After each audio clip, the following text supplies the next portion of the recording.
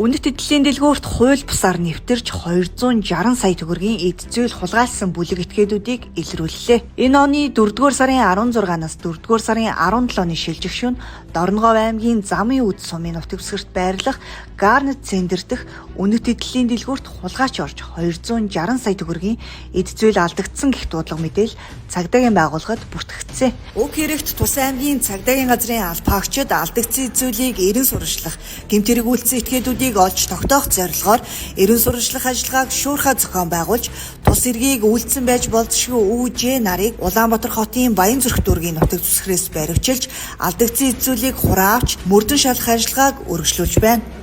Амар хэлбэр аргаар их хэмжээний мөнгө олох зорилготой этгээдүүдийн үйлдэл олширч байх тул худалдаа үйлчилгээний чиглэлээр үйл ажиллагаа явуулдаг.